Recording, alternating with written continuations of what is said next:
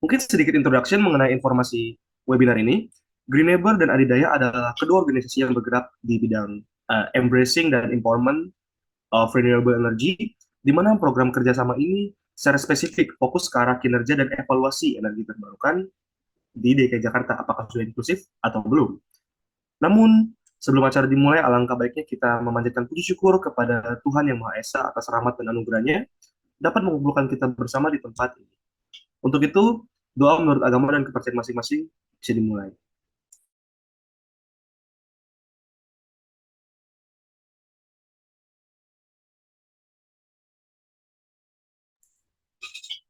Baik, tidak ada kata cukup dalam berdoa. Untuk acara selanjutnya, eh, akan dibuka oleh sambutan dari Ketua Umum Adidaya Inisiatif Energi atau Daya Siji, Mas Daud Wahyu Imani STMT. Kepada Mas Daud, waktu dan layar dipersilakan Mas, monggo. Bismillahirrahmanirrahim. Assalamualaikum warahmatullahi wabarakatuh. Ya, terima kasih sebelumnya kesempatannya dari Mas Rey selaku moderator pada kesempatan kali ini. Dan terima kasih sebelumnya terhadap teman-teman Green Neighbor yang sudah bersedia bekerja sama dengan pihak Adidaya Inisiatif Energi. Dan terima kasih juga kepada seluruh peserta yang hadir pada kesempatan Minggu pagi kali ini. Jadi, untuk saya langsung saja ada 2 poin yang ingin saya sampaikan. Yang pertama, ini merupakan kerjasama yang baik. Jadi nantinya selain dari hasil webinar ini, nanti akan muncul yang pertama itu hasil kajian bagaimana energi terbarukan di daerah DKI Jakarta itu bisa optimal. Dan yang kedua, selain kajian yang sudah bisa muncul tersebut, ada instalasi pembangkit listrik tenaga surya yang sudah kita upayakan yang letaknya ada di Kampung Nelayan di Jakarta Utara. Jadi itu saja, nanti teman-teman bisa menyimak apa saja yang perlu ditambahkan dari ide dan gagasan yang sudah kami usulkan. Nanti kita bisa sama-sama pikirkan bareng, rembuk bareng bagaimana baiknya penggunaan PLTS terutama untuk kebutuhan nelayan. Seperti itu, sekian. Mohon maaf apabila ada salah kata. Wassalamualaikum warahmatullahi wabarakatuh. Waalaikumsalam Mas. Terima kasih Mas atas speech-nya yang sungguh bangun ya. Benar guys, jadi di Jakarta, Green Neighbor dan Adidaya memang sudah mengembangkan di daerah eh, nelayan. Selanjutnya akan dilanjutkan dengan sambutan dari Green Neighbor dengan Kak Bahi. Apakah sudah siap? Oke, boleh. Oke, Sudah waktu siap. dan layar dipersilakan Kak Bahi. Oke, selamat siang semuanya. Selamat pagi sebenarnya ya, masih pagi. Eh, yang pengen saya sampaikan cuman terima kasih banget buat tim Green Neighbor yang dari awal acara sampai hari ini, dari Adidaya juga. Ini suatu kolaborasi yang sangat baik menurut saya.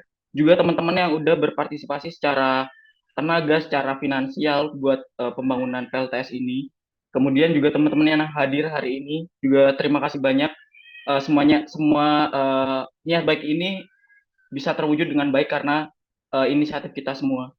Dari saya cukup itu aja. Terima kasih.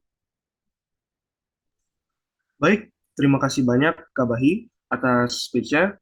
Baik, karena kita sudah melewatkan sesi sambutan, maka kini saatnya kita masuk ke sesi pemaparan materi. Yang berikutnya akan disampaikan oleh Kak Stefani Dinda Iskandar. Sebelumnya, saya izin merangkum segudang prestasi terkait Kak Stefani di bidang renewable energy ini ya. Jadi, first of all, Kak Stefani ini adalah founder dari Green Neighbor Indonesia di tahun 2024. Kak Stefani ini juga pernah menjadi West Java Delegate at National Students Conference di 2024. Kak Stefani sendiri juga seorang expert, juga pernah menjadi expert staff di Commission 7 House of Representative Republic of Indonesia, DPR RI, pada Januari sampai Mei 2024. Teaching Assistant at Political Science Department University of Indonesia in Political of Environment and Natural Resources Subject pada Februari sampai Juni 2024. Lalu yang terakhir, Chief of Research Team at Green Youth Talk 2023 held by Green Welfare kerjasama dengan HNIP Visip UI Collaboration di Oktober sampai Desember 2023. Dan tanpa basa-basi lagi, izinkan saya menyapa Kak Stefani. Halo Kak Stefani, apakah ada di Zoom? Oh, ada nih. Halo, Halo Kak Stefani, apakah sudah siap nih Kak Stefani membawakan materi buat kita semua nih? Aman ya, moga-moga aman. Ini suaranya kedengeran jelas nggak? Oh, dari aku jelas sih. Aman. Oke. Oke, kalau gitu Kak, tambah berapa lama lagi? Silakan Kak, sikat. Ya, thank you so much, Ray, buat pembukaannya. Such a very heartwarming welcome. Thank you juga buat teman-teman. Terima kasih banyak udah mau menyempatkan waktunya hadir di sini. Pertama-tama yang pengen aku coba tekanin adalah di sini kita sharing. Jadi kita nggak yang satu arah doang. Di sini aku coba ceritain kira-kira apa yang jadi pengalaman kita Green Neighbor bareng Daya Sigi di Jakarta Utara begitu ya. Dan kita pengen mencoba untuk menyangkut pautkan dengan tema besar kita, yaitu apakah pemanfaatan energi terbarukan di Jakarta itu sudah inklusif atau belum sih gitu ya. Nanti by the way tim panitia kalau misalnya suara aku agak hilang atau apa, berkabar aja ya. Oke. Nah, jadi gini guys, ini ada menarik, boleh digeser slides-nya. Sebelum kita berbicara lebih jauh ke bagian-bagian materi yang berbobot, aku pengen tanya dulu ke teman-teman di sini. Mau panitia maupun bukan panitia, aku pengen tanya. Sebenarnya krisis iklim itu beneran terjadi atau enggak sih? Nah, ini ada pilihannya nih, dari A sampai D. Yang A, enggak sih, biasa-biasa aja, kayaknya nggak ada apa-apa. Yang B, itu terjadi krisis iklim karena human activities, karena aktivitas manusia. Dan yang C, terjadi krisis iklim, tapi bukan karena aktivitas manusia. Dan yang D, we're doomed. Jadi kayak, ya udah kita udah telat banget gitu ya bahasanya.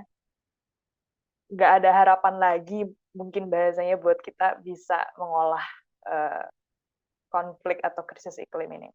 Gimana? Kalau dari teman-teman, ada pandangan nggak? Nggak apa-apa, di sini terbuka aja.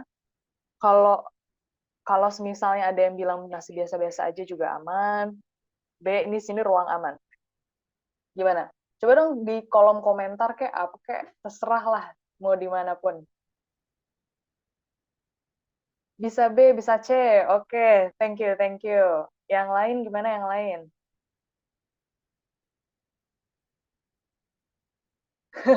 Titik koma. Oh B maksudnya. B, oke. Terjadi karena aktivitas manusia. B, ya. D. Oke, we're doomed ya. Oke, that's very interesting. Thank you, thank you. Oke, boleh di next slide?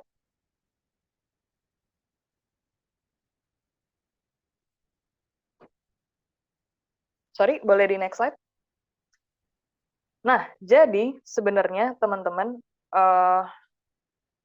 tadinya aku sempat berharap juga, aku nggak tahu sih, mungkin di sini ada teman-teman yang masih belum percaya sama climate change atau climate crisis begitu ya. Karena berdasarkan riset yang ada, 1 in 5 Indonesian, 1 dari 5 orang Indonesia itu nggak percaya kalau misalnya climate change atau climate crisis itu disebabkan oleh aktivitas manusia. Kenapa? Karena kalau dilihat yang di bawah kiri, for survival reasons, manusia itu punya alamiahnya tuh desain otaknya tuh dibuat sedemikian rupa untuk istilahnya apa ya bahasanya ya nggak mungkin aja emang deniable aja orangnya kayak gitu dan manusia itu agak susah buat diajak berpikir jangka panjang bagaimana efeknya gimana dampak panjangnya itu yang pertama dan yang kedua manusia itu juga punya kecenderungan relatif buat susah berpikir untuk merefleksikan apa yang sudah terjadi dari tahun-tahun sebelumnya. Nah, kalau dilihat di grafiknya, itu Indonesia yang lumayan tinggi. Yang climate change, yang merah itu artinya the climate is changing, the human activities is not the responsibility, gitu. Bukan yang responsible buat itu semua. Itu yang paling pojok kanan, itu paling banyak juga. Jadi, hopefully teman-teman tadi banyak yang jawab B juga, sangat hopeful, aku suka, dan teman-teman mungkin di sini juga sudah cukup banyak baca, mendengar kritis gitu ya, terkait isu-isu climate crisis. Boleh lanjut?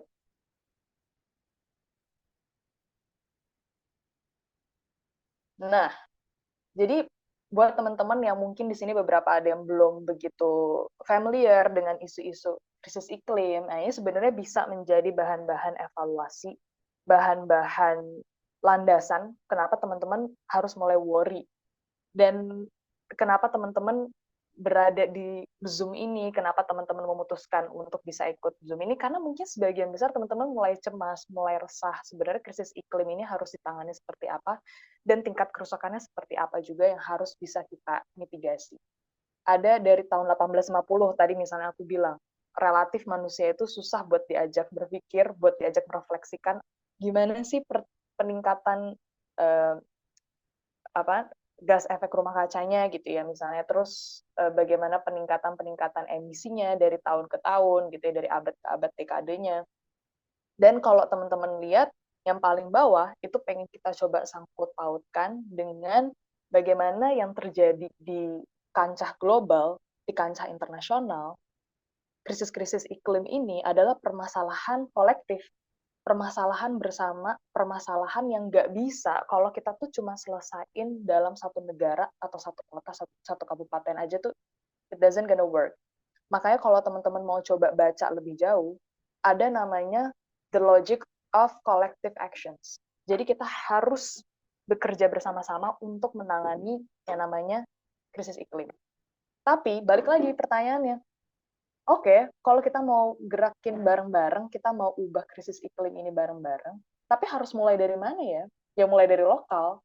Jadi kayak think global, act local, it's a very true statement. Ini benar-benar statement yang impactful dan menurut aku yang paling visible buat kita lakukan saat ini. Jadi inilah alasan-alasan kenapa Green Neighbor bersama Daya Sigi mencoba untuk berkarya gitu ya, untuk bahasanya mencoba beraktivitas di tingkat-tingkat lokal, level-level di daerah, di Jakarta Utara salah satunya. Bahkan kita ambil skop paling terkecilnya di Kalibaru Timur, Kecamatan Cilincing. Itu yang nanti bakal kita bahas lebih lanjut. Karena memang kalau teman-teman sekarang dengar Jakarta Utara ini bakal menjadi daerah yang pertama banget tenggelam. Karena Jakarta emang diproyeksikan bakal tenggelam. Ada peningkatan permukaan air laut and everything, dan ada subsidence juga, subsidence land. Ini menjadi masalah yang sangat dikhawatirkan pasti buat warga di Jakarta dan juga di Indonesia. Boleh lanjut. Nah, ini teman-teman adalah grafik yang menunjukkan kalau emissions itu sebagian besar, termasuklah salah satu dari bagian besar yang penyebabnya kenapa bisa terjadi itu datangnya dari energy sectors. Karena kalau yang hijau itu kan land use change atau alih fungsi lahan, terus ada yang karena waste, agriculture, itu juga salah satunya. Tapi yang terbesar kedua itu adalah penggunaan energi. Teman-teman kalau ini kayak aku nih yang pakai lampu, teman-teman ngecas HP, teman-teman misalnya ada yang pakai kendaraan listrik, teman-teman di sini ada yang punya bisnis gitu misalnya ya, atau sering lihat industri-industri pabrik and everything, itu bagian dari penggunaan energi yang menjadi salah satu alasan terbesar juga kenapa terjadi peningkatan emisi dari tahun ke tahun, greenhouse gasnya. Boleh dilanjut?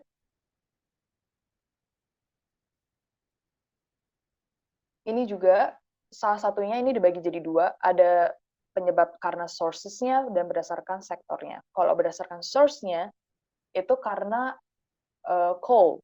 Kalau teman-teman di sini udah nggak asing dengan batu bara and everything, dan yang kedua adalah oil atau minyak gitu ya. Ini menjadi dua alasan terbesar by resources-nya, sumber daya alamnya, kenapa kita semakin menjadi penyumbang emisi terbesar, emitter terbesar di energy sectors kita di Indonesia maupun di tingkat dunia sekalipun. Nah, ini yang bakal menjadi landasan, nanti kita bakal bergeser kenapa kita mau coba melakukan pemanfaatan PLTS di masyarakat pesisir, terutama di kelompok-kelompok nelayan. Boleh lanjut lagi ya? Nah, mungkin teman-teman bertanya-tanya, ini pengantar dulu ya teman-teman, mungkin teman-teman bertanya-tanya, terus kalau emang udah separah itu, sebenarnya masyarakat atau pemerintah tuh udah buat apa sih? Udah buat kebijakan-kebijakan apa untuk bisa merespons terkait hal tersebut? Ada macam-macam. Mungkin dari teman-teman udah ada yang tahu dari Undang-Undang Nomor 30 tahun 2007 tentang energi, bahkan itu juga di tahun 2016, tahun 2015 pemerintah juga sudah mulai menggodok turunan dari Paris Agreement juga, ya kan? Dan itu diterjemahkan dalam beberapa peraturan-peraturan pemerintah, Perpres yang ada di layar sekarang ini. Nah, salah satunya, teman-teman, yang pengen aku bahas adalah tentang peraturan pemerintah nomor 79 tahun 2014 tentang kebijakan energi nasional. KEN, biasanya disingkatnya KEN ya. Nah, ini yang jadi biasanya, bukan biasanya, akhir-akhir ini itu menjadi problematik juga karena ada perubahan-perubahan atau revisi-revisi tertentu. Boleh dilanjut? Nah, catatan terkait revisi RPPKN, Rancangan Peraturan Pemerintah Kebijakan Energi Nasional. Ini ET di sini bukan Erick Thohir ya, teman-teman. Ini adalah energi terbarukan maksudnya. Karena kalau di Indonesia, bahasannya itu energi baru dan energi terbarukan. Sedangkan biasanya kalau di luar negeri, itu sebutannya nggak ada baru. Biasanya renewable energy aja, RI disingkatnya. Tapi kalau di Indonesia, itu new and renewable energy. Nah, menariknya teman-teman, di kebijakan energi nasional itu habis baru aja direvisi. Ada penurunan target energi terbarukan menjadi 19% pada tahun 2030. Dan hanya memiliki target ambisius mencapai energi terbarukannya itu di angka 70% pada tahun 2060 mendatang. Padahal tadinya sebelumnya tidak di kisaran itu, tadinya Indonesia itu mencoba untuk setidak-tidaknya melampaui angka 20% ke atas untuk di tahun 2030. Ada penurunan sekitar 4-5%-an, kalau teman-teman bisa coba baca di berbagai berita, itu penurunan yang cukup banyak. Gitu. Kenapa? Karena pemerintah merasa kayaknya sejauh ini Indonesia masih belum bisa nih di 2030, di 2023 buat bisa mencapai angka-angka yang besar seperti itu. Nah, kalau teman-teman lihat sekarang, di kotak kanan yang bawah, ini juga jadi salah satu bahan problematik di RPPKN. Kenapa? Karena di KEN, Kebijakan Energi Nasional itu, belum ada pembahasan yang spesifik untuk bisa gimana caranya langkah-langkah strategis yang bisa dilakukan untuk menyediakan ruang-ruang pengembangan community-based energi terbarukan, berbasis komunitas, yang memang melibatkan partisipasi masyarakat yang aktif. Misalnya kalau misalnya kita bikin PLTS di masyarakat pesisir, ya harus mau nggak mau kita bisa nih menggerakkan dan memberdayakan masyarakat pesisir di situ. Belum fokus pada peningkatan kapasitas Pemda. Ya, jelas. Kenapa? Karena sampai saat ini RUU EBET atau EBT itu aja belum disahkan. Gimana Pemda-Pemda ini mau bergerak kalau misalnya dari pusat ada tingkat nasionalnya aja belum begitu banyak memberikan insentif, bantuan-bantuan, hibah, grant, and everything buat Pemda-Pemdanya bisa salurkan lebih lanjut. Dan Pemda-Pemdanya merasa, ya udah, ini energi terbarukan, ini prioritas kesekian yang benar-benar buncit banget, yang benar-benar paling bawah, ya udah, kita masih punya banyak urusan lain, selama pusat belum bergerak, belum menunjukkan komitmen yang serius, Pemda juga tidak akan bergerak lebih lanjut. Gitu. Dan adanya ya tidak transparansi informasi dan partisipasi juga. Nah, aku nggak tahu nih, teman-teman ada dari mana aja misalnya. Kalau aku dari Bogor, aku nggak tahu. Teman-teman tadi di sini kayaknya ada yang dari luar Jawa juga, tadi kayaknya aku lihat. Ada yang dari luar Jabodetabek juga. Aku nggak tahu. Di masing-masing Pemda teman-teman, coba sekarang cek di masing-masing website-nya, di masing-masing beritanya, entah itu di Jawa Timur mungkin, atau di Jawa Tengah tapi udah lumayan. Terus misalnya di luar-luar Pulau Jawa, apakah Pemdanya itu sudah berusaha melaporkan kayak, oke, kita udah segini energi terbarukannya, oke, kita udah mengajak masyarakat nih untuk membuat pemasangan listrik tenaga terbarukan, energi terbarukan, kayak gitu. Terus tender-tender proyek perusahaan energi terbarukannya apakah sudah dibuka juga, apa belum, semisalnya kayak gitu. Kalau di Jawa Barat sendiri belum begitu banyak. Di aku ya, di daerah aku, di Bogor, itu belum begitu banyak dibuka partisipasinya juga. Jadi inilah mungkin sekilas gambaran yang bisa menjadi bahan evaluasi kita bareng-bareng. Kenapa sih kita harus memperkuat gitu ya, mempercepat juga melancarkan atau istilahnya bahasanya apa ya? Memperluas gitu ya, memperluas jaringan-jaringan program yang terkait dengan energi terbarukan. Nah, boleh dilanjut? Nah, ini aku singkat aja ya teman-teman. Jadi, kalau teman-teman bertanya-tanya juga, emang apa sih untungnya kita tuh kalau bertransisi energi begitu ya? Sebenarnya banyak peluang-peluangnya. Yang pertama, lapangan pekerjaan. Jelas, itu yang dicari sama anak-anak muda kayak kita, Gen Z, yang lagi nyari kerjaan juga. Nyari kerjaan tapi pengen kerjaannya tuh yang berkaitan dengan lingkungan, energi terbarukan jelas jadi jawaban juga. Dan yang kedua, itu adalah pengembangan inovasi teknologi. Nah, teman-teman, ini menariknya, di masyarakat pesisir Jakarta Utara, mereka sangat begitu inovatif dan sangat terbuka. Sebelum kita masuk nih ya, sebelum tim Adidaya dan Green Neighbor ini masuk, sebenarnya nelayan-nelayan ini memang sudah selalu rajin untuk mencari diversifikasi pekerjaan di luar kerjaannya sebagai nelayan. Nah, ketika energi terbarukan ini masuk, sebenarnya harapannya adalah ini bisa memperbanyak variasi-variasi kerjaan mereka. Mungkin yang tadinya mereka cuman jadi nelayan gitu ya, kerja di laut, dengan hasil tangkapannya, mungkin bisa bertambah. Mereka juga memiliki skills atau keterampilan untuk bekerja misalnya di bengkel-bengkel nelayan. Itu juga sekarang banyak. Memperbaiki PLTS-PLTS yang rusak misalnya, atau bisa ikut mengembangkan inovasi-inovasi teknologi juga yang sekiranya bisa mempermudah cara kerja praktis bagi para nelayan ke depannya juga. Jadi, ini terbuka juga buat anak-anak muda, teman-teman di sini, kebanyakan maksudnya yang join juga teman-teman anak-anak muda juga, untuk bisa melihat capturing, gitu ya, capturing menangkap apa aja sih yang jadi potensi dan peluang kita untuk bisa transisi ke energi terbarukan. Begitu. Boleh dilanjut? Nah, jadi teman-teman, ini salah satu prinsip kalau kita udah berbicara tentang energi, kita berbicara pasti tentang 4A plus 1S. 4A plus 1S ini. Apa sih 4A plus 1S ini?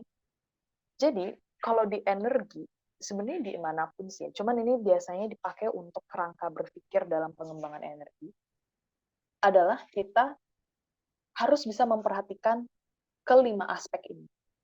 Yang pertama adalah acceptability. Acceptability ini artinya masyarakat-masyarakat, berbagai macam lintas stakeholder, itu bisa reseptif atau bisa terbuka dengan adanya cara-cara kerja energi-energinya. Sistem-sistemnya seperti apa, pembaruan-pembaruan teknologinya seperti apa. Jadi dengan adanya acceptabilitas yang tinggi gitu ya, diharapkan sebenarnya program-program yang berkaitan dengan energi ini bisa berjalan lebih lancar, lebih efisien, dan lebih efektif, lebih tepat sasaran, lebih berdampak signifikan pastinya buat masyarakat. Nah, yang kedua adalah tentang availability, ketersediaan, keadaan gitu ya. Nah, ini kalau kita berbicara energi terbarukan, kalau yang acceptability ini, aku kurang tahu juga kalau di luar ya. Tapi kalau misalnya aku sempat lihat-lihat juga di Jawa, misalnya kayak gitu ya, di Jabodetabek, masyarakat-masyarakat perkotaan biasanya sudah jauh lebih terbuka dengan hal-hal ini. Salah satu karakteristik yang sebenarnya bisa kita tunjukkan dan kita dapatkan dari masyarakat-masyarakat nelayan di Jakarta Utara.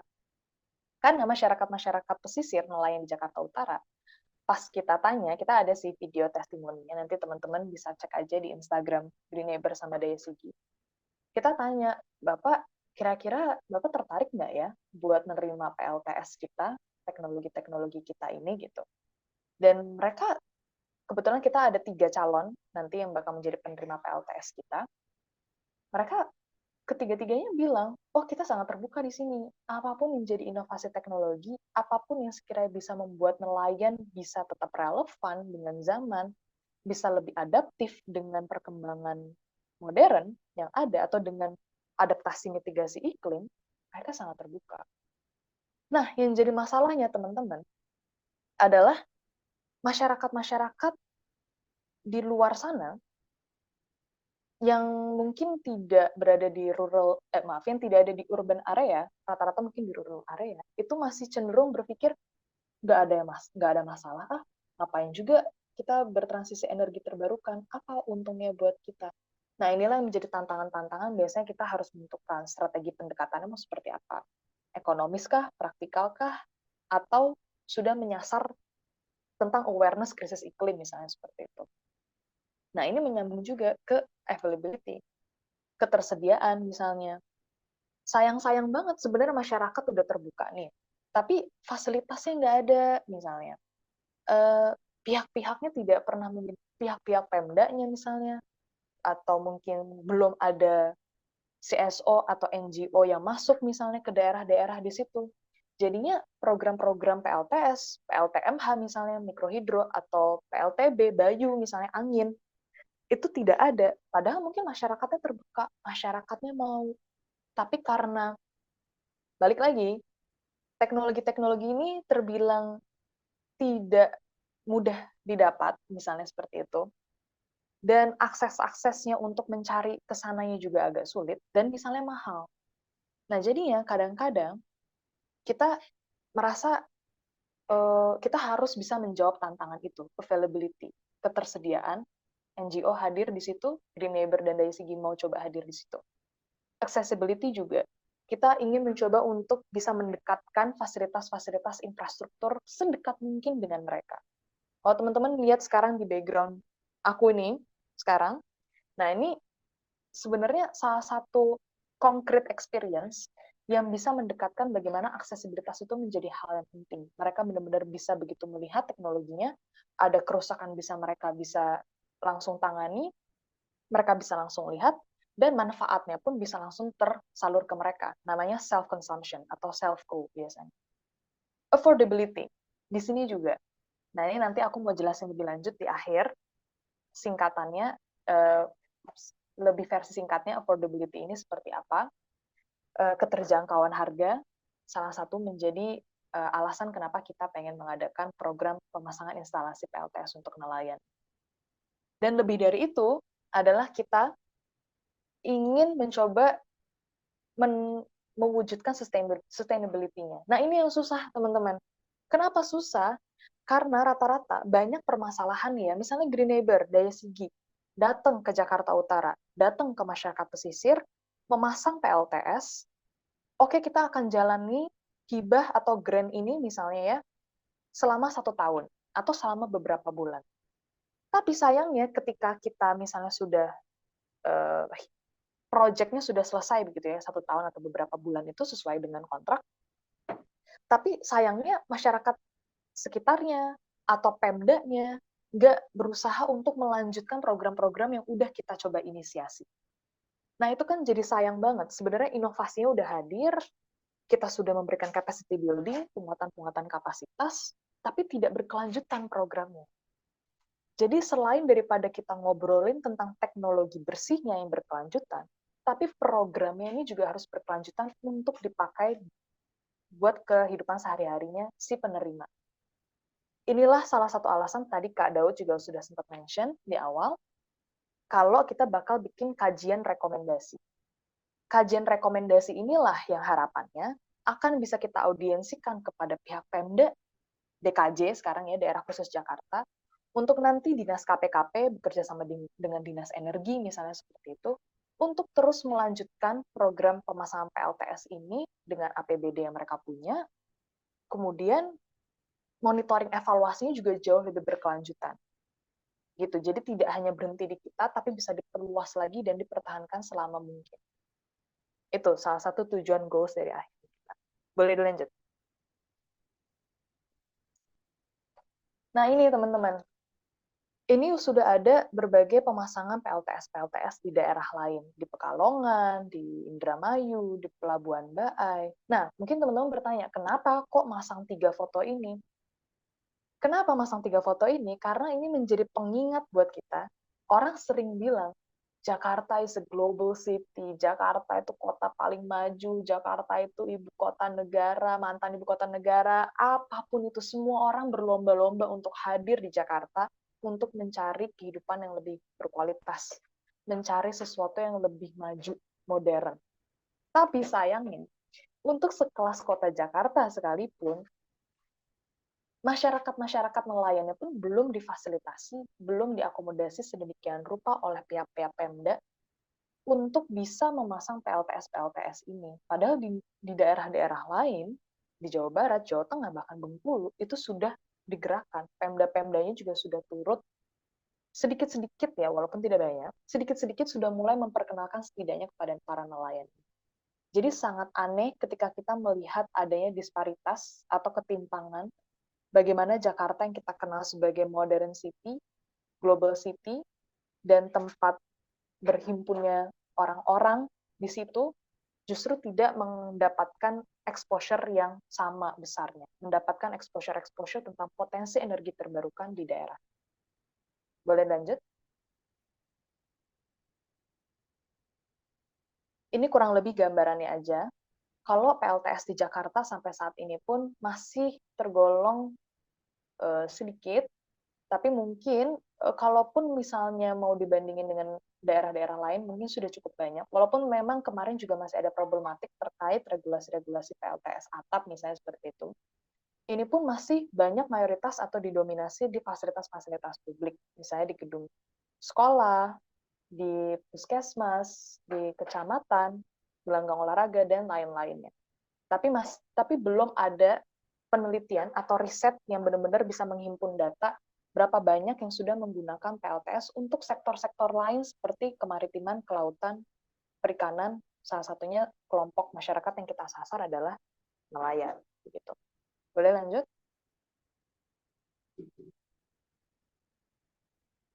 Ini kurang lebihnya, maaf kalau agak blur, tapi ini gambaran angkanya yang bisa kita dapatkan. Memang masih menunjukkan sektor-sektor di industri perikanan, mungkin kelautan, maritim, belum begitu banyak disentuh, karena seharusnya kita sih bisa merecognize, begitu ya, bisa mengakui kalau Jakarta itu bukan cuma Jaksel, Jakarta itu bukan cuma Jakbar, Jakarta itu bukan cuma Jakarta Pusat, Jakarta itu juga ada loh Jakarta Utara. Jakarta Utara dengan karakteristik masyarakatnya yang bermata pencahariannya nelayan, di sumber-sumber perikanan, kelautan, dan sebagainya. Ini yang kadang-kadang mungkin ini bisa kita bawa lebih lanjut di Pilkada Jakarta nanti ya, supaya no one left behind. Jangan sampai ada bagian-bagian Jakarta yang tertinggal tidak ikut turut merasakan untuk menerima ilmu-ilmu kalau sebenarnya ada loh potensi energi terbarukan yang bisa mereka manfaatkan lebih jauh. Boleh lanjut lagi? Ini salah satu pengingat aja, waktu itu ini aku juga bantu share, aku bantu ceritain ke teman-teman nelayan di sana, kalau jangan sampai sebenarnya kehadiran kita ini bukan untuk semacam mendikte bahasanya begitu, tapi kita hanya ingin memberikan awareness, kita ingin memberikan cautions, kalau misalnya ada beberapa program-program pemasangan teknologi energi terbarukan yang ujung-ujungnya pun juga tetap merugikan masyarakat. Ujung-ujungnya tetap tentang duit-duit untuk para pebisnis-pebisnis ini aja. Ujung-ujungnya tidak partisipatif. Nah, inilah yang pengen kita coba benahi, ingin kita coba revisi bahasanya ya, untuk jangan sampai terulang lagi terjadi kejadian-kejadian atau praktik-praktik seperti ini. Boleh dilanjut lagi? Ini aku mau tunjukin. Nah, tadi itu adalah pengingat kita untuk kita selalu bisa partisipatif, inklusif, dan emang benar-benar distributif, dan harapannya benar-benar bisa membawa manfaat yang nyata buat teman-teman dan kawan-kawan nelayan di sana. Makanya kita turun lapangan betul-betul, kita survei, kita tanya koperasi nelayannya juga di sana dengan Pak Tisno dan kawan-kawan, dan sebagian besar mengatakan sangat butuh, dan butuh untuk menerima sosialisasi terkait potensi pemanfaatan EBT. Mereka juga mengatakan bahwa 86,7% orang di sana, nelayan di sana, itu tidak pernah menerima sosialisasi terkait pemanfaatan energi terbarukan juga. Dan inilah yang menjadi semacam motivasi kita juga, semacam landasan dan bahasanya apa ya, poin pengingat kita juga kalau ke depannya itu memang harus diadakan sosialisasi lebih banyak lah tentang energi terbarukan. Boleh dilanjut?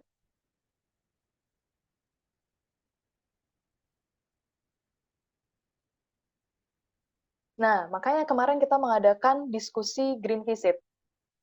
Jadi Green Visit ini adalah kedatangan kita pertama berkumpul FGD, Focus Group Discussion, dengan para nelayan-nelayan di sana. Kurang lebihnya ada perwakilan 25 dari ratusan nelayan yang ada di sana. Setidaknya ini yang kita dapatkan, kita kumpulkan data-datanya. Mereka butuh pemetaan tipe-tipe panel surya yang bisa mendukung atau mengakomodasi nelayan berdasarkan jenis tangkapannya. Karena kan jenis-jenis nelayan juga banyak ya, berdasarkan tangkapannya juga. Ukuran-ukuran panel suryanya juga harus lebih diperhatikan, supaya besaran daya yang dihasilin pun juga bisa lebih maksimal. Terus nelayan juga di sana bertanya-tanya dan ingin menerima lebih jauh hasil-hasil perhitungan datanya nanti ke depan, keuntungan ekonomisnya seberapa persen sih kita bisa menghemat biaya dan energi, dan seberapa mudah dibandingkan dengan pemakaian BBM atau aki misalnya di sana untuk keperluan-keperluan praktikalnya.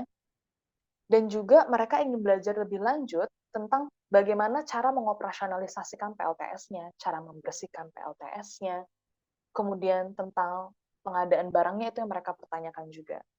Nah, kebetulan kita di sini, Green Neighbor dan Daya Sigi, mencoba untuk membantu setidaknya untuk mengadakan barangnya, sehingga nelayan-nelayan nanti tidak perlu lagi merasa khawatir untuk tidak bisa menerima barangnya, karena sudah kita hadirkan.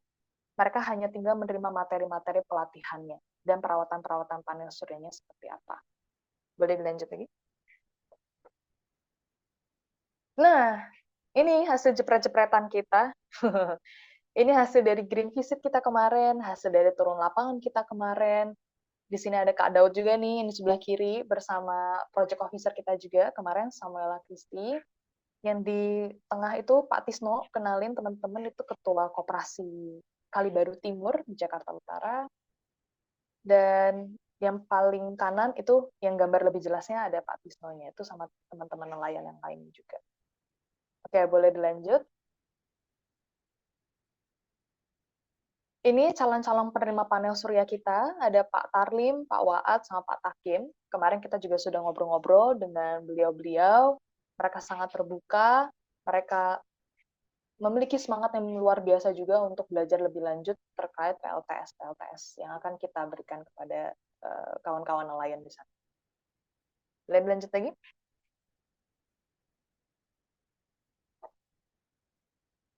Oke, sip, tim panitia, sorry. Ini dikit lagi kok udah selesai. Nah, kurang lebihnya teman-teman, ini program pemasangan PLTS yang ingin kita coba berikan kepada kawan-kawan nelayan di sana berdasarkan perhitungan yang sudah kita lakukan, Green Neighbor bersama Daya Sigi, itu seperti ini. Kurang lebihnya 2,589 juta. Untuk lebih detailnya, sebenarnya nanti bisa disesuaikan lebih lanjut berdasarkan kebutuhan besaran kapalnya nanti yang mereka punya juga, panjang kapalnya, volume kapalnya, dan sebagainya. Dan boleh dilanjut lagi? Nah, ini kita lagi galang dana, teman-teman. Jadi, kawan-kawan nelayan yang ada di Kalibaru Timur, Jakarta Utara, saat ini butuh bantuan teman-teman untuk berkontribusi, berdonasi 10.000, 20.000, atau 5.000 sekalipun juga itu akan menjadi sesuatu yang sangat berarti buat para nelayan kita di sana, karena mereka sudah sangat excited, antusias sekali untuk bisa ikut dalam program kita ini. Ketua Koperasi Nelayannya juga menitipkan pesan kepada kami untuk jangan malu untuk datang-datang ke sana, bermain-main, berwisata ke sana. Siapa tahu ada ide-ide dan inovasi-inovasi lain yang bisa mereka garap di sana, begitu ya, bisa mereka kerjakan juga lebih lanjut. Jadi jangan lupa teman-teman, ini salah satu bentuk partisipatifnya kita juga, by the way.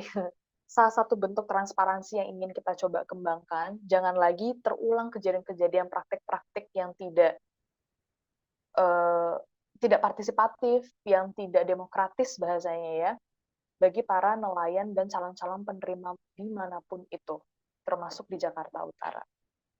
Jadi jangan lupa teman-teman, ini boleh kita langsung saja diakses, kita akses bareng-bareng di Bitly, donasi PLTS nelayan di sini. Teman-teman kalau misalnya pengen scan QR code-nya juga sangat diperbolehkan, kita sangat terbuka. Sejauh ini kita sudah terkumpul kurang lebih 941,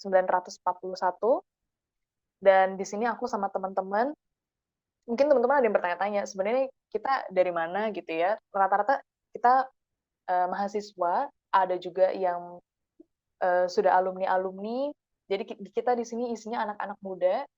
Jadi besar harapannya kalau teman-teman di sini yang sesama anak muda bisa saling bantu juga untuk menyukseskan proyek-proyek yang memang kita tujukan untuk kebaikan masyarakat bersama. Begitu. Jadi boleh teman-teman kalau misalnya ada yang mau langsung akses aja di linknya, nanti mungkin teman-teman panitia bisa bantu buat share linknya aja di grup atau di kolom chat Zoom. Di sini akun pemiliknya atas nama Kak Daud. Kenapa? Karena Kak Daud juga dulu sudah pernah sukses ya Kak ya, menggunakan teknologi biomasanya, biogasnya di mana?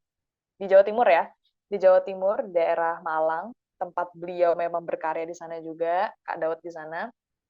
Jadi di sini sudah validated ya teman-teman, sudah kredibel juga. Jadi jangan sungkan-sungkan, jangan ragu-ragu, karena Kak Daud di sini juga sudah berpengalaman untuk membuka penggalangan dana donasi seperti ini. Dan alhamdulillah, puji Tuhannya juga memang berdampak nyata gitu buat masyarakat di sana juga. Jadi harapannya ini kita bisa mempertahankan yang tadi, 4 prinsip yang tadi, teman-teman, dari affordability-nya, dari accessibility-nya, dari availability-nya, dari acceptability-nya, juga yang paling terutama adalah sustainability, yang 4A plus 1S-nya itu.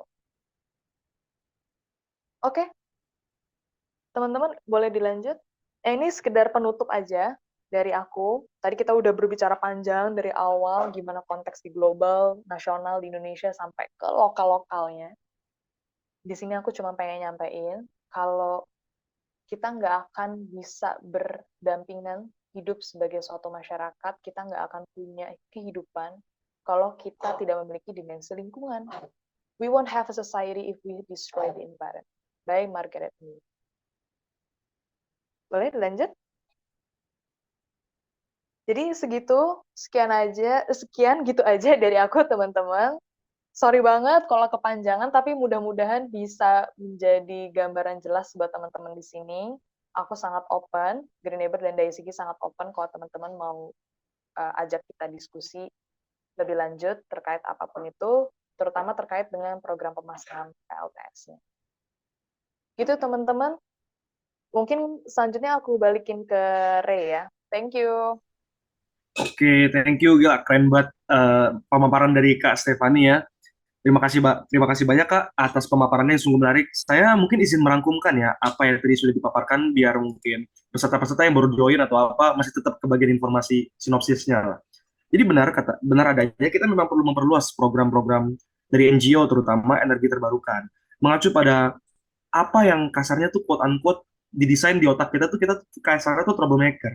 Dan mungkin salah satu solusi ya kita at least untuk meminta maaf akan keterbelakangan ini, kita harus bisa menggaungkan semangat renewable energy. Sehingga ya kita bisa mencapai reach out generasi-generasi baru yang menurutku ini tuh cukup substansial ya untuk proyeksi keselamatan diri kita sendiri dan lingkungan kita ke depannya. Harapannya adalah semakin ke depan kita akan semakin membaik lah. Transisi energi ke arah renewable energy bisa membuka lapangan pekerjaan baru nih untuk beberapa orang, considering juga latar belakang di Indonesia seperti gimana, lapangan pekerjaan menipis, pengangguran meningkat gitu. Dan solusi pengembangan panel surya dari kerjasama ini tentu mengulurkan tangan untuk setiap orang yang ada di Indonesia, termasuk para peserta di sini, untuk menjadi bagian dari pengembangan renewable energy di Jakarta, specifically Kampung Nelayan yang ada di Jakarta. Dan selanjutnya akan kita laksanakan sesi diskusi bersama Green Neighbor untuk berbagi aspirasi, pandangan, dan komentar. Tentunya diskusi ini bersifat 1 dan 2 arah langsung. Pendapat dan aspirasi para peserta tentunya juga akan menjadi evaluasi dan sekaligus jalur pergerakan kami ke depannya bagaimana. Dan diingatkan untuk jangan leave sesi diskusi ini karena di akhir akan ada acara sesi dokumentasi dan ada sesi misteri yang dimana saya spill belakangan deh. Dan juga ingatkan lagi untuk jika berkenan untuk open kamera dan menggunakan virtual background yang sudah disediakan oleh panitia. Maka itu sesi diskusi bisa dibuka. Sudah ada banyak nih yang angkat tangan ya.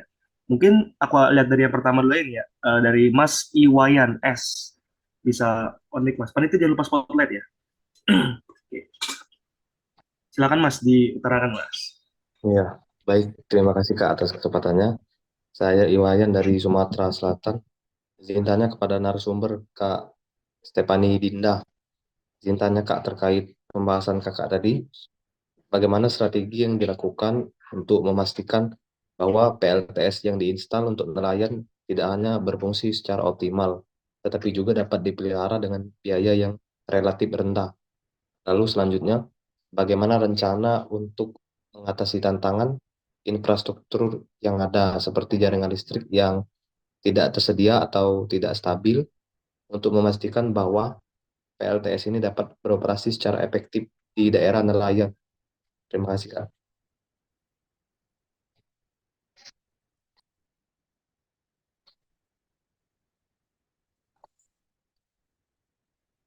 Kak Stefani mungkin bisa diberi tanggapan ya atau diberi jawaban. Oke. Thank you. Ini aku langsung jawab ya? Atau mau dihimpun dulu? Langsung jawab aja. Terus jawab ya. Sorry banget, Kak Wayan. Tadi aku kayaknya sempat keputus, tapi kurang lebih pertanyaannya gimana cara strategi terbaik buat memitigasi sebentar. Buat memitigasi supaya bisa apa bahasanya mengurangi resiko kalau misalnya ada intermittensinya yang nggak stabil cahaya mataharinya gitu-gitu ya. Iya, Oh ya, oke sorry ya tadi sempat keputus sinyal. Oke, sebelumnya makasih banyak. Tadi dari mana Kak? Sorry dari. Sumatera Selatan, Kak. Oh ya, salam kenal, salam dari Jabodetabek. Oke, sebenarnya ini juga yang jadi bahan pembahasan dari teman-teman Daya Sigi dan juga Green Neighbor. Nanti kalau teman-teman Daya Siginya mau nambahin boleh banget ya. Karena sebenarnya kalau Green Neighbor di sini, ini FYI aja. Kalau Green Neighbor di sini sebenarnya lebih bergerak di policy making-nya, Kak. Lebih bergerak di bidang gimana caranya kajian-kajian, rekomendasi, perhitungan-perhitungan teknologinya itu bisa nih kita audiensiin dan bisa diterima sama masyarakat dan juga Pemda di sana. Tapi kalau dari sejauh yang aku tahu, sebenarnya dari kita ini berusaha, kalau di pengembangan sektor energi itu kan kita ada namanya mitigasi teknologi ya, mitigasi untuk mengurangi potensi-potensi kerugian yang diakibatkan dari program-program pengembangan energi terbarukan. Salah satunya sebenarnya yang bisa kita lakukan dengan cara-cara kecil-kecilan ini, ya mengembangkan panel suryanya ini dalam kuantitas yang sedikit dulu. Jadi kalau kuantitasnya masih sedikit, kita masih memberikan 3 seperti ini, kita bisa cari tahu dulu sebenarnya masalahnya, letak-letak permasalahan yang bisa kita perbaiki lebih lanjutnya di apa. Karena emang sebenarnya ini juga yang jadi pertanyaan dari para nelayan-nelayan. Apakah panel surya ini bisa bertahan sekian jam? Karena kan mereka berlayar 8-12 jaman biasanya kan, Kak. Nah, mereka juga bertanya terkait hal itu. Nah, sebenarnya kita mencoba untuk mencari bagaimana tipe-tipe panel surya. Kebetulan teman-teman Daya Sigi di sini juga sudah banyak riset. Tipe-tipe panel surya seperti apa, dengan watt sebesar apa, yang bisa mengakomodasi hasil-hasil tangkapan nelayan-nelayan di jam-jam malam. Biasanya kita ini mencoba menyasar nelayan yang memang berlayar di malam hari kan. Nah, itu kita coba hitung. Biasanya kita bisa nangkap dayanya seberapa besar di siang hari. Karena kalau dari yang aku tahu, kita punya dark curve itu ya. Jadi kayak kalau misalnya pemanfaatan energi itu kan sebenarnya bisa kita simpan storage-nya itu di waktu-waktu jam 9 sampai 12 yang ke atas itu. Dan memang seberapa besar kira-kira baterai yang bisa kita simpan, nelayan yang bisa kita simpan, untuk mereka bisa manfaatin di malamnya. Jadi yang pertama adalah kita kemarin udah ngelakuin tuh green visit. Green visit kita cari tahu dulu tipe-tipe nelayannya seperti apa, jam atau durasi pelayarannya seperti apa. Yang kedua kita juga sambil lihat-lihat dulu juga calon penerima PLTS-nya kita ini besaran volume kapal perahunya itu seperti apa. Dan yang ketiga, ya kuantitas-kuantitas dengan kecil penerima-penerima 3 PLTS ini menjadi salah satu langkah terbaik kita untuk perhitungan-perhitungan resikonya seperti apa, supaya nanti kalau misalnya kita pengen bangun PLTS-nya lebih banyak, misalnya puluhan atau berapa, kita sudah ada perhitungan yang pasti. Jadi ini mungkin cara-cara terbaik yang bisa kita lihat dulu kondisinya seperti apa, di Jakarta Utara sestabil apa, gitu. Monitoring evaluasinya sih Kak yang bakal nanti kita perbanyak selama kurang lebih beberapa bulan ke depan begitu ya. Iya. Oke, dari Mas Wayan, apakah ada pertanyaan follow up mungkin? Atau Kalau untuk pertanyaan tidak ada Kak, tapi saya coba menambahkan sedikit ya Kak. Karena Boleh, menurut boleh. saya PLTS ini merupakan alternatif Kak untuk EBT dan berkelanjutan. Tapi menurut saya penggunaan PLTS ini belum merata Kak di Indonesia, apalagi di seluruh sektor pekerjaan kan. Nah, dengan adanya PLTS ini dapat menjangkau juga ke daerah terpencil dan banyak sekali memberikan manfaat Kak, khususnya dapat mendorong pertumbuhan ekonomi di daerah tersebut. Apalagi ada program yang donasi tadi Kak, itu menurut saya harus dipertahankan program donasi tersebut karena sangat menguntungkan sekali. Itu saja Kak masukan dari saya. Terima kasih Kak. Makasih banyak ya Kak Wayan. Kak Wayan, sorry Ray, aku mau nanya dikit dulu aja. Kak Wayan ini nggak, maksudnya gabung komunitas tertentu kah di sana? Atau lagi ada program PLTS di sana? Enggak Kak, saya hanya mahasiswa biasa, tapi saya senang topik ini Kak, PLTS ini. Tertarik saya dengan Oke, topik ini. Alhamdulillah, puji Tuhan. Mungkin ini bisa jadi ide-ide juga kalau teman-teman di Sumatera Iya, Selatan misalnya mau coba ya iya. jalan. Thank you Terima Kak kasih Kak. Wayan. Iya. Oke, thank you banget Kak Wayan atas pertanyaannya dan aspirasi juga ya. Mungkin ke depan bisa dikembangkan di Sumatera Selatan ya. Menarik nih. Kampung halaman saya juga tuh soalnya. Nah, oke mungkin lanjutnya next partisipan dari Mas Yoga Eka Putra dari UI juga nih. Silakan Mas. Panitia di spotlight. Oke. Silakan Mas ditanyakan Mas atau diberi aspirasi. Baik, terima kasih Mas atas kesempatannya. Perkenalkan Kak, nama aku Yoga Eka Putra, aku dari Universitas Indonesia, dan aku sekarang tinggal di Jakarta Timur, di Depok. Oke, baik. Tadi ada beberapa PPT yang udah aku catat, di mana hasil jumlah PLTS di Jakarta itu tahun 2021 itu mencapai 124 unit. Lanjut, eh, tadi kan di mana Great Mall Indonesia ini udah melakukan diskusi Grand Visit ya. Itu di mana setidaknya terdapat 150 nelayan yang membutuhkan PLTS, lalu dibutuhkan pemetaan tipe panel surya yang dapat mengakomodasi nelayan berdasarkan jenis tangkapannya.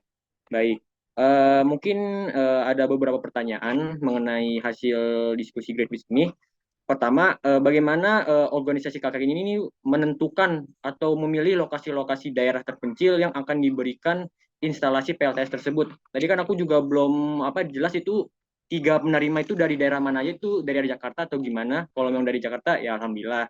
Terus bagaimana kakak tuh melakukan survei dan konsultasi langsung ke kelompok nelayan di daerah tersebut untuk mengetahui lokasi tempat mana aja nih yang cocok untuk dipasang instalasi PLTS tersebut.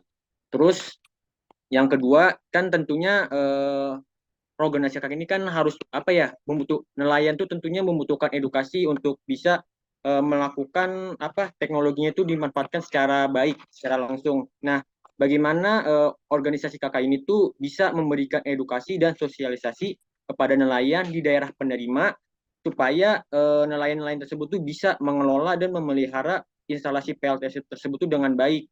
Apakah kakak ini menunjukkan ahli teknisi untuk nelayan tuh untuk memberikan edukasi kepada nelayan-nelayan tersebut. Terus sama anggaran nih.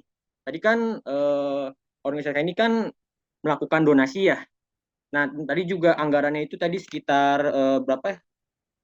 Itu 2,6 lah. 2,5. 2,5 ya, 2,5. Nah, misalkan jika anggarannya ini kurang memadai untuk memperluas cakupan pembangunan instalasi, nah apa yang harus kakak lakukan? Apakah hanya benar-benar dari donasinya aja yang tadi itu, yang link kita bisa aja itu? Mungkin itu aja pertanyaannya. Terima kasih.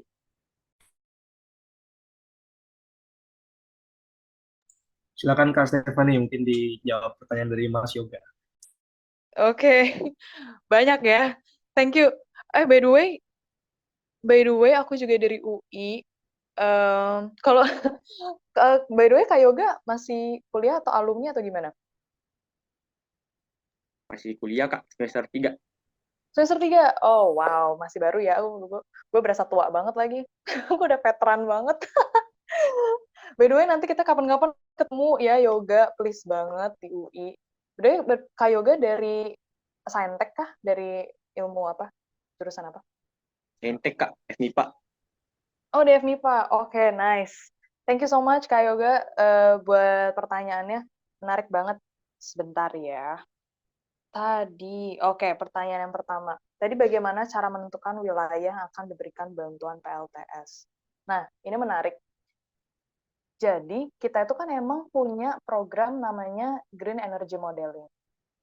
Nah, waktu itu kita emang ada beberapa daerah potensial yang pengen kita coba kembangin lebih lanjut terkait teknologi-teknologi energi terbarukan.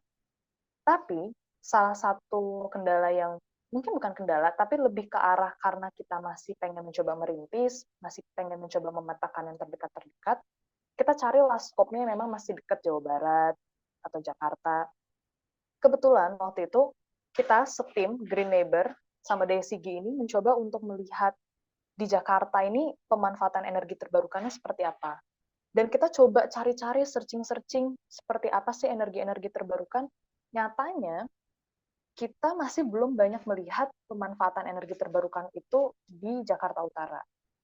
Dan salah satu core value yang mau Green Neighbor bawa itu, Kak, sebenarnya emang pengen mencoba mensegmentasikan atau menyasar segmentasi kelompok yang grassroots. Itu yang paling utama. Kita pengen coba melihat yang grassroots. Karena kalau untuk masyarakat perkotaan, biasanya mereka sudah lebih self-sufficient, mereka sudah lebih mandiri dalam memutuskan apakah pengen memasang PLTS atap atau tidak. Itu sebenarnya sudah jauh lebih mandiri lah bahasanya. Nah, tapi kadang-kadang yang jadi gap-nya, di sini kan knowledge gap-nya itu kan, Kak Yoga. Kadang-kadang kalau ditanya anak UI tentang energi terbarukan, mungkin sudah lebih aware. Tapi apakah kalau kita bertanya tentang para nelayan misalnya, para petani misalnya, apakah mereka sudah cukup aware dengan pertama tentang climate crisis, dan yang kedua tentang pemanfaatan teknologi energi terbarukannya ini. Jadi waktu itu kita cari, oke, karakteristik grassroots yang pengen kita cari di daerah Jakarta. Ternyata dapat Jakarta Utara ini menjadi kelompok masyarakat yang kita target ini sesuai dengan value yang mau kita bawa di grassroots. Dan kebetulan pas kita tanya, kayak tadi hasil surveinya, itu memang mereka jarang, bahkan hampir tidak pernah menerima sosialisasi terkait energi terbarukannya ini. Cocok. Jadi ketika kita udah turun lapangan, supaya kita meminimalisir kesalahan juga, begitu ya, atau meminimalisir, atau lebih, mungkin bukan meminimalisir ya, lebih ke arah memperbesar kepastian kita bahwa program yang akan kita jalankan itu tepat, efisien, tepat sasaran begitu ya. Itu kita by doing a survey, research-nya itu. Itu yang bisa memastikan kita, go, lampu hijau banget buat kita pasang PLTS di Jakarta Utara. Itu, waktu itu pemilihan wilayahnya adalah karena core value dan juga hasil dari riset lebih lanjut di lapangannya. Dan yang tadi aku jelasin juga acceptability-nya, karena kadang-kadang Kak Yoga, ada beberapa masyarakat daerah yang kadang-kadang pemdanya, ketua koperasinya, itu juga nggak terbuka. Nah, ini juga jadi salah satu hambatan mungkin atau tantangan yang harus kita hadapi. Kebetulan memang di Jakarta Utara ini, Kak Yoga, memang aku udah ada gatekeeper-nya. Kebetulan waktu itu pas aku lagi jadi sekarang masih mahasiswa UI sih. Kemarin itu aku ngadain penelitian politik di sana di daerah Jakarta Utara, dan kebetulan emang udah ada gatekeeper-nya. Jadi udah pas sih dari segala macam acceptability-nya ada, dari riset permasalahannya juga udah dapet, core value-nya kita juga dapet. Itu paling 3 poin. Terus kalau cara survei, konsultasi dengan pihak nelayan mengenai pola yang tepat, itu tadi sih kita nanya-nanya. Kita juga banyak dapat insight sih kalau ternyata tipe-tipe nelayan itu kan juga banyak. Kebanyakan mereka di sana kerang hijau, terus rampus, bagang, ya kan, yang malam hari seperti itu. Bahkan mereka juga tipe-tipenya ada yang beda-beda juga. Ada yang perahu buat nelayan-nelayan kecil yang harian seperti itu. Ada yang memang kerjanya kapal yang biasanya kapal sotong buat kapal cumi. Itu kan pergi jauh ya bisa 8 bulan, 1 tahun. Nah, waktu itu kita nyasarnya emang yang buat si perahu nelayan yang kecil-kecil ini. Nah, waktu itu surveinya kita bikin dulu kuesioner. Kita bikin kuesioner sekitar 15 pertanyaan. Kita datengin Kak rumahnya satu-satu. Real, ini gak bohong. Kita datengin rumahnya satu-satu, kita tanya. Kita dapat rekomendasi nama juga dari Pak Tisno, selaku ketua koperasinya. Karena Pak Tisno ini pengen banget kita emang nyasar nelayan yang memang aktif di koperasi nelayannya begitu. Jadi kita datengin lah itu 15 orang. Ya Bapak udah nerima sosialisasinya atau belum? Terus Bapak kira-kira terbuka atau enggak, Bapak merasa butuh enggak dengan teknologinya gitu. Bapak bahkan kita sampai tanyain kayak Bapak merasa atau sudah pernah tahu belum tentang krisis iklim? Karena kadang-kadang Kak Yoga menariknya adalah mereka bisa nih mengidentifikasi fenomena-fenomena yang sebenarnya itu bagian dari krisis iklim, tapi mereka nggak tahu itu krisis iklim. Misalnya, terjadi pengurangan volume ikan. Terus misalnya ada fenomena tentang subsidence land itu. Dan pencemaran-pencemaran udara lainnya. Mereka tahu, mereka bisa tuh mengidentifikasi itu, tapi mereka nggak tahu ternyata itu adalah bagian besar dari krisis iklim. Jadi itu survei-survei yang kita coba lakuin, kita ajak ke 15 nelayan itu dan nelayan-nelayan lainnya buat FGD, focus group discussion, di ruang koperasi nelayannya di atas itu. Sederhana sih, kecil tempatnya, tapi guyup banget biar lebih enak. Dan alhamdulillah puji Tuhannya juga, nelayan-nelayannya juga merasa nyaman aja, welcome sama kita. Kita ajak makan-makan juga, supaya mereka bisa lebih santai, ngopi-ngopi. Mereka terbuka di situ.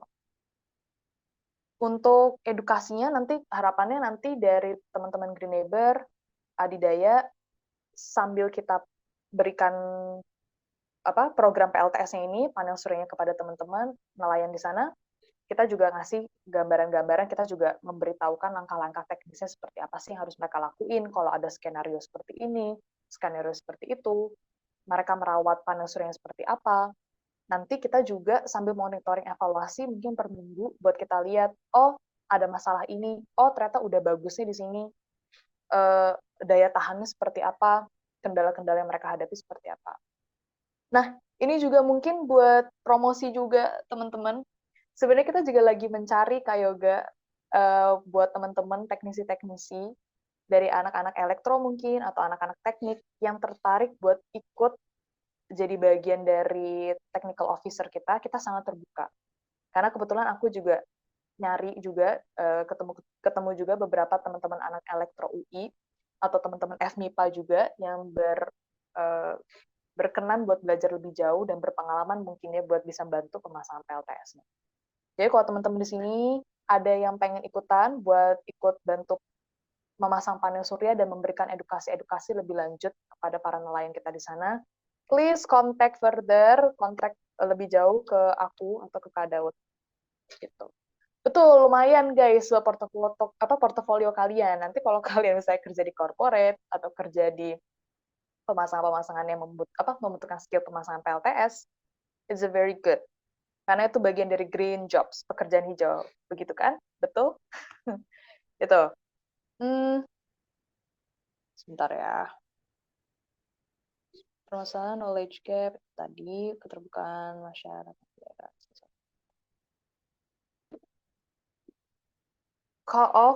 Tadi yang terakhir itu bagaimana soal pendanaan proyek EBT? Oh, oke.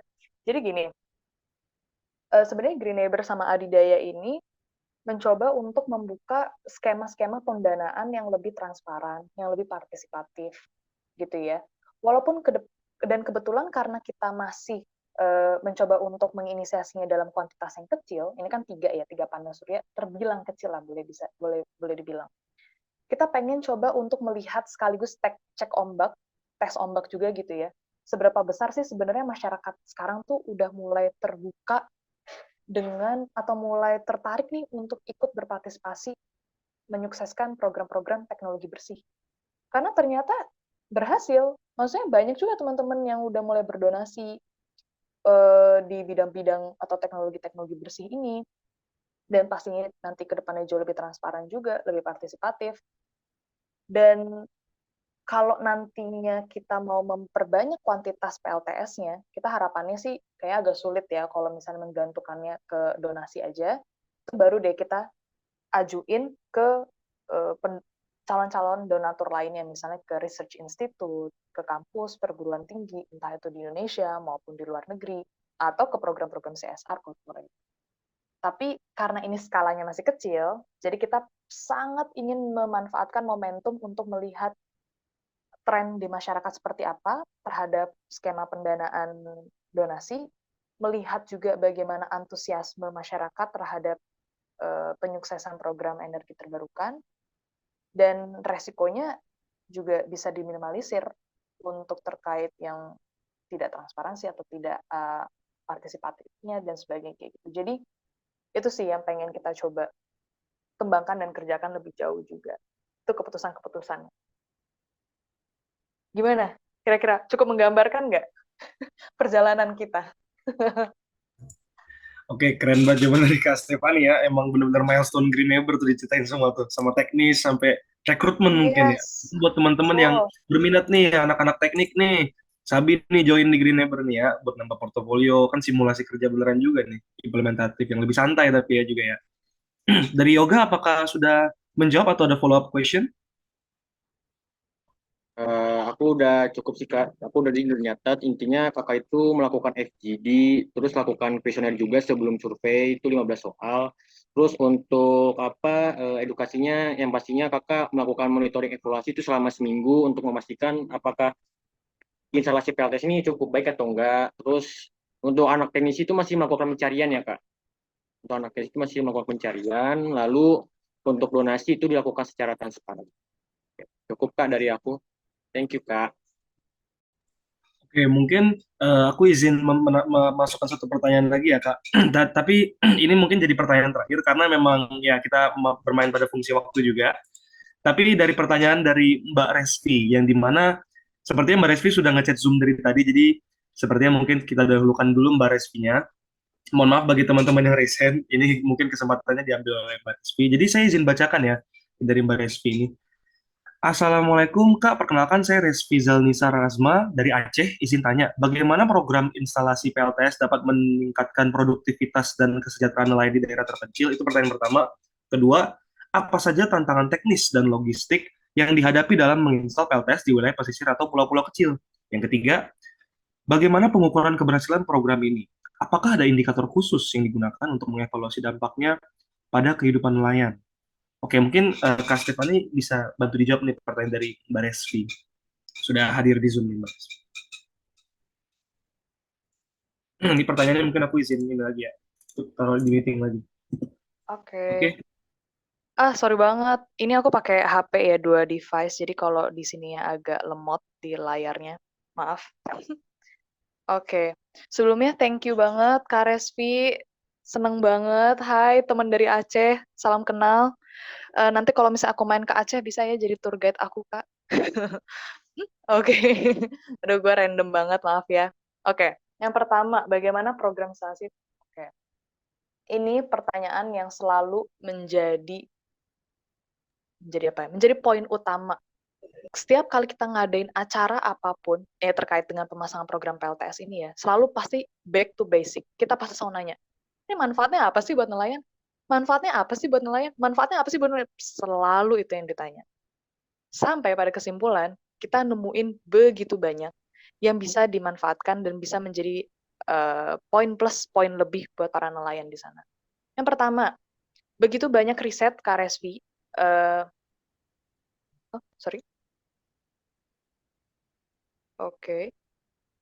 Ada begitu banyak riset-riset yang udah kita temuin, karena sebelum kita masang PLTS di Jakarta Utara ini nanti, itu sebenarnya kita udah banyak menghimpun data-data dari berbagai pemasangan-pemasangan PLTS di daerah Indonesia. Ada begitu banyak yang mengatakan efektivitas dan efisiensi biaya hemat energi itu jauh lebih banyak gitu. Karena ditambah dengan ada situasi dinamika politik yang ada saat ini. Aku kurang tahu kalau Karesvi di Aceh seperti apa, tapi kalau di Jakarta, di daerah Jawa, sebenarnya dimanapun itu ya, karena kan kalau pakai bahan bakar minyak atau BBM, itu biasanya kan nelayan-nelayan ini mencoba untuk memakai BBM bersubsidi ya, dari pemerintah daerah, dari pemerintah pusat. Mm-mm. Enggak. Dari pemerintah pusat. Enggak. Ingin aja. Oke. Yang disayangkannya itu adalah ada begitu banyak mafia-mafia pengecer Karesvi. Mafia-mafia pengecer BBM ini yang kadang-kadang menjadikan bahan-bahan bakar minyak yang diterima sama nelayan itu jadi jauh lebih mahal. Nah, ketika BBM bersubsidi yang harusnya murah tapi diterimanya jadi lebih mahal karena ada mafia-mafia pengecer BBM ini, nelayannya juga jadi rugi, nggak balik modal. Ditambah dengan adanya krisis iklim seperti saat ini, volume ketersediaan ikan, kemudian ketidakpastian cuaca, itu mempengaruhi produktivitas dari para nelayan itu. Karena kadang-kadang, ini banyak kejadian, Pak Tisno juga cerita sendiri, ketika nelayannya sebenarnya udah siap-siap buat berlayar, begitu ya, tapi ternyata kondisi cuacanya tidak menentu dan sampai-sampai mereka kadang-kadang mengalami kecelakaan, misalnya ada beberapa yang seperti itu. Apalagi yang kalau berlayarnya malam hari, misalnya seperti itu. Karena makanya mereka berharap banget PLTS-nya ini bisa buat menerangi mereka di malam hari untuk jadi buat pakai GPS-nya untuk bisa melacak jadi radar buat pencarian ikannya juga atau batu karangnya begitu ya bahasanya. Supaya harapannya PLTS ini itu tidak membebani dari segi biaya operasional. Dan bisa dipastikan, ini kan self-consumption ya. Artinya apa? PLTS ini yang mengoperasionalisasikan ya nelayan sendiri, energi mataharinya juga langsung dapat dari bumi ya kan, kagak dari pemerintah pusat, nggak dari pemerintah daerah. Jadi kita mencoba untuk meminimalisir resiko-resiko biaya BBM bersubsidi itu jadi lebih mahal, yang pertama. Dan yang kedua, ketika tidak adanya kepastian hasil tangkapan, itu juga membantu mereka bahasanya menggunakan energi panel suryanya ini sesuai kebutuhan mereka aja. Karena kadang-kadang tangkapannya mereka segitu-segitu aja, kadang-kadang nggak pasti, tapi kan mereka mau nggak mau tetap harus beli BBM ya, harus beli bahan bakarnya kan, buat bisa berlayar. Nah, kadang-kadang itu yang jadi keresahannya mereka, mereka seakan-akan dipaksa untuk tetap bisa beli BBM-nya untuk berlayar di tengah ketidakpastian volume-volume ikan hasil tangkapan yang akan mereka dapat. Jadi dengan adanya PLTS ini harapannya sih bisa mengurangi beban operasionalnya itu, mengurangi beban penggunaan energinya juga, dan pastinya terhindar dari adanya ya korupsi-korupsi oleh mafia-mafianya ini juga, pengecer-pengecer BBM-nya. Itu sih Kak, mungkin yang bisa aku jawab kalau untuk yang pertanyaan pertamanya. Sebentar, pertanyaan kedua, tantangan teknis logistik dihadapi wilayah kecil. Nah, kebetulan karena aku latar belakangnya politik Kak, mungkin Kak Daud atau Kak Ray kayak lebih paham untuk tentang hal ini. Aku takutnya juga nggak terlalu takut salah juga kalau ngasih jawaban. Kira-kira gimana? Dari Kak Daud atau Kak Ray mau coba menambahkan? Waduh, mungkin dari Mas Daud dulu kali ya, dari sebagai Ketua Madidaya. Apakah Mas Daud bersedia untuk menjawab, Mas? Kalau mungkin Mas Daud ini berhalangan, Halo, mungkin aku bantu jawab. Halo, Mas? halo, suara saya sudah muncul. Terdengar, Mas? Oke, untuk pertanyaan mungkin bisa direview dulu ya biar nggak salah paham. Ini ya, apa saja tantangan teknis ini ya? Iya, betul Kak, yang itu. Oh ya, Yang kedua. jadi tak review dulu ya. Ini pertanyaannya kan adalah apa saja tantangan teknis dan logistik yang dihadapi dalam menginstal PLTS di wilayah pesisir atau pulau-pulau kecil. Jadi permasalahan utamanya itu biasanya yang pertama terkait kebersihan dari PLTS itu sendiri. Kenapa? Karena rata-rata itu banyak debu, banyak pasir, dan itu bisa mengurangi kapasitas dari PLTS untuk menyerap daya itu sebaik mungkin. Itu satu. Dan yang kedua, yang jadi masalah itu kan pasti air laut. Air laut itu gimana nanti kita masangnya itu supaya tidak kena air. Kan pasti berbahaya kan. Nanti kalau misalnya ketika melaut, ketika berlayar ke tengah laut itu kena air. Jadi kita harus pintar-pintar dalam memasangnya. Dan yang ketiga, yang paling penting ini adalah bagaimana perawatannya. Jadi misalnya mungkin bisa dipakai beberapa jam, nanti harus diistirahatkan. Jadi misalnya kan mereka nelayan ini berlayar 8 sampai 12 jam. Nah, nanti pasti kasih waktu lah untuk nggak nyala 8 jam tapi 4 jam dulu nanti dimatikan. Gitu-gitu sih. Jadi supaya lebih lebih aman. Nah, nanti kita koordinasikan bagaimana teknisnya sama nelayan-nelayannya. Soalnya ya yang repot kalau nelayan ini sudah turun ke laut, itu mereka sudah ya sulit kan pasti basah kan nggak bisa mengeringkan badan dulu. Nah, nanti kita bisa sekiranya untuk konsultasi dengan nelayan baiknya itu seperti apa supaya PLTS-nya ini tetap awet dan bertahan. Seperti itu. Oke, mungkin untuk Kak Resvi, apakah statement dan jawaban dari Kak Stefani dan Kak Daud ini sudah menjawab atau ada follow-up question? Sudah, Kak. Oke, siap. Terima kasih Kak Resvi atas pertanyaannya. Semoga bisa memberikan insight yang baru ya. Oke, mungkin karena ini sudah menunjukkan waktu 11:17, di mana kita agak ngaret 2 menit nih sepertinya. Acara selanjutnya akan merupakan acara dari sesi awarding dan rewarding. Ini yang tadi misteri itu tuh yang tadi aku nge-spill. Jadi untuk peserta teraktif, di mana peserta-peserta ini sudah kita eh, kaji lah, sudah kita kaji dan kita diskusikan di grup internal kita. Dan peserta pertama jatuh kepada one, two, three. Ayo di share screen panitia.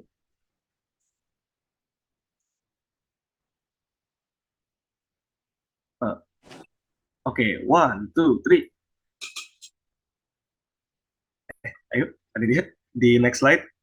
Peserta teraktif pertama adalah, wait, masih belum ada namanya tuh. Aku sebutinnya ini pas sudah muncul sertifikat di depan, biar kaget duluan. Apa itu biar penasaran siapa nama Iya, lengkap ya? emang ini kita tuh membangun rasa interest. Yo, siapa nih? Siapa? Oh, tapi sorry, Kak Resvi mungkin mohon izin di lower hand-nya, Kak. Mungkin tapi untuk aku izin mengingatkan lagi untuk teman-teman yang tadi belum berkesempatan menanyakan secara live dengan Kak Stefani dan atau Mas Daud, itu mungkin bisa berdiskusi atau ditanyakan langsung di WA group. Siapa tahu juga bisa memantik trigger lah ya teman-teman partisipan lain yang mungkin baru join Zoom atau telat mendengarkan informasinya, biar mungkin bisa berbagi pendapat juga nih, saling diskusi. Atau mungkin bisa juga reach out di sosial media kita, tanya di kolom chat atau tanya perkembangan kita, progres gimana, kita sangat welcome dan transparan untuk hal itu.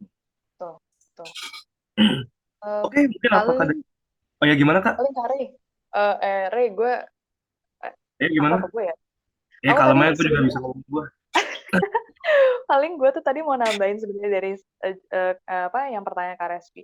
Ini pengalaman dari daerah-daerah Papua, pengalaman dari daerah-daerah Sulawesi di Kalimantan gitu ya. Terkait kayak permasalahan logistik atau teknis, itu biasanya juga karena jarak tempuh.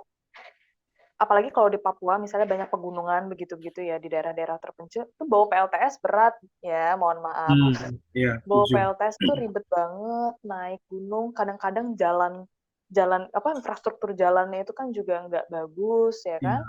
Jadi kadang-kadang riskan juga, takut panel suryanya juga malah rusak di jalan dan sebagainya.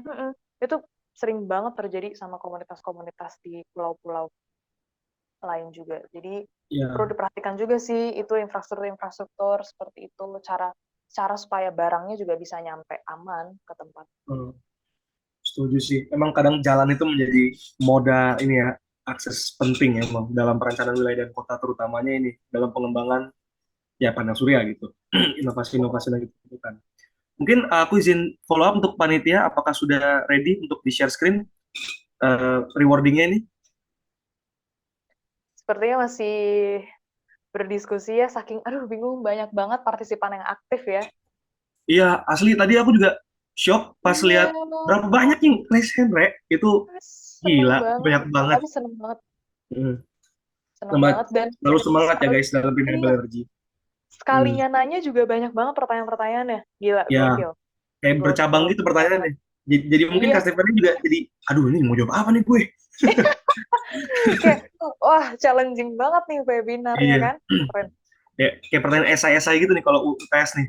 Hmm, Soalnya tuh mungkin pendek tapi bercabang nih. Tapi betul, nggak apa-apa. pertanyaan Itu artinya beraneka. teman-teman kita tuh sangat semangat dalam mendukung dan kepo akan renewable energy. Semua Aduh, peserta aja Kak katanya diambil. itu dia. Masalahnya, masalahnya kita mungkin agak ini ya, agak mentok di waktu ya sepertinya. Cuman sangat terbuka untuk diskusi di luar dari meeting ini sih. Bisa reach out akun-akun pribadi kami, sosial media dari organisasi Green Neighbor atau Adidaya, atau mungkin di WA Group juga bisa. Oke, izin follow up dari panitia. Apakah dari panitia sudah aman untuk bisa di-share rewardnya? Aku nggak mau spill dulu masalah namanya, biar kepo.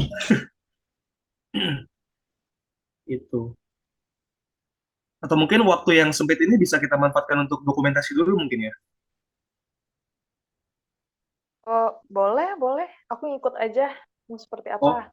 boleh sih ini bisa kita manfaatkan untuk dokumentasi dulu. Mungkin untuk panitia peserta yang ini yang masih hadir di sini atau mungkin tidak berhalangan on cam bisa segera di on cam dan kenakan virtual background yang sudah disediakan oleh panitia. Yuk teman-teman bisa on cam dan kita lakukan sesi dokumentasi dulu. Buat panitia yang bertugas take over ya.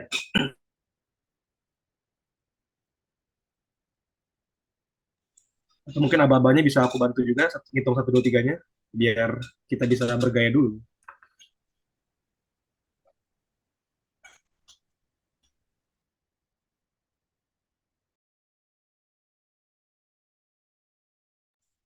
Oh, tidak apa-apa, bisa misalnya tidak bisa menggunakan virtual background juga tidak apa-apa. Eh, yang tidak berhalangan saja, maksudnya tidak berhalangan kenakan virtual background atau on camera juga nggak apa-apa. Baik, di 11.23 mungkin kita mulai dokumentasinya ya, biar teman-teman bisa merapi-rapikan dulu hijabnya atau cari posisi paling enak buat bergaya ya. Ntar aku bantu hitung.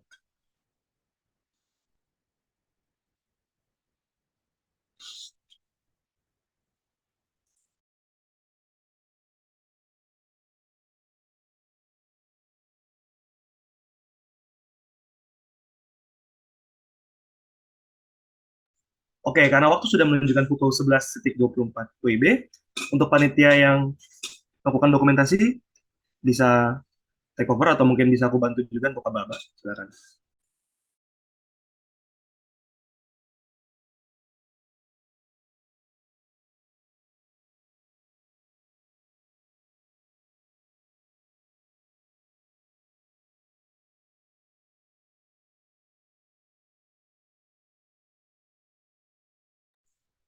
Oke, mungkin kita bisa segera melakukan dokumentasi dalam hitungan 1, 2, 3.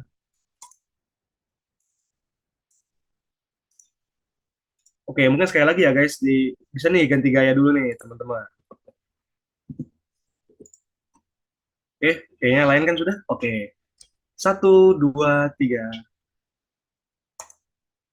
Oke, ini baru slide 1 ya guys. Mungkin ada slide berikutnya nih, karena kita sepertinya agak membludak ini ya. Ada beberapa slide. Screenshot untuk slide kedua, dokumentasi, silakan. 1, 2, 3. Oke, sesi dokumentasi sudah selesai. Dan mungkin izin follow up lagi buat panitia yang melakukan sesi awarding, apakah layarnya sudah bisa share screen? Oke, dan best participant dalam acara webinar volume 1 ini kerjasama antara Green Neighbor dan Jaya jatuh kepada si Ciloro Telu. Next slide. Untuk Yoga Eka Putra. Selamat Yoga. Mungkin bisa nih panitia di spotlight dulu untuk melakukan sesi dokumentasi. Sekaligus saya, Kak Stefania juga di spotlight, sama Mas Daud mungkin juga bisa di spotlight. Ya simbolis penyerahan.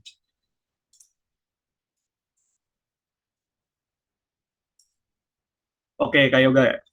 Gimana nih tanggapannya nih jadi best participant pertama? Hah, pertama? Ada yang lain? Silakan Kak Yoga. Maaf Kak, kalau lagi berisik ini ada lagi adik, lagi biasa lagi berantem. Santuy, Oke, santuy. eh, oke, sebelumnya aku mau ngucapin terima kasih banyak kepada organisasi Green Neighbor atas pelaksanaan webinar ini mengenai pemanfaatan energi terbarukan di Jakarta, lalu juga ada mengenai pemanfaatan PLTS untuk wilayah di Jakarta. Terus sama aku juga mengucapkan terima kasih banyak kepada seluruh panitia yang udah melakukan webinar ini dengan benar-benar sangat baik tanpa ada kendala. Lalu juga terima kasih banyak kepada Green Neighbor yang udah memilih saya sebagai best partisipan. Semoga untuk kedepannya Green Neighbor bisa apa ya? Semoga organisasi bisa sukses, lalu lancar juga melakukan program-programnya. Itu aja dari aku. Terima kasih, Kak. Oke, terima kasih Kak Yoga atas statementnya. Mungkin bisa nih panitia screenshotin kita berempat nih sebagai simbolis penyerahan dari Green Ember dan Adidaya. Oke guys, aku SS ya. 1, 2, 3. Oke, sekali lagi mungkin gayanya yang terafdol. Boleh, boleh. Silakan. 1, 2, 3. Selamat Mas Yoga. Selamat Mas Yoga. Oke, mungkin sekian dulu dari penghargaan buat Mas Yoga. Tadi kan aku mention ya, Mas Yoga yang pertama, berarti ada yang kedua. Nah, ini sekarang nih yang kedua nih. Best participant kedua jatuh kepada Siji Loro Telu. Next slide. Resvi Zalnisa. Tepuk tangan dulu. Mungkin untuk Mbak Resvi bisa on cam dan kenakan virtual background untuk saya tanya-tanya dulu nih, sedikit statement-statement lah.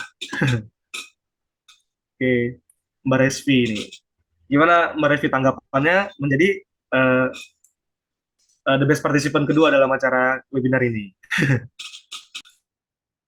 Tentunya senang banget ya Kak. Apalagi dapat sertifikat gini kayak merasa bangga aja gitu. Selain itu, seru untuk Green Network dan Adidaya. Semoga program-programnya terjalankan dan terrealisasikan dengan baik. Terima kasih. Itu saja Kak. Amin, terima kasih Kak Resvi atas statementnya. Mungkin kita bisa lakukan sesi dokumentasi dulu sama Kak Resvi. 2 kali lagi ya, kayak tadi, Kak Yoga. Sebelum ini kita bergaya lagi.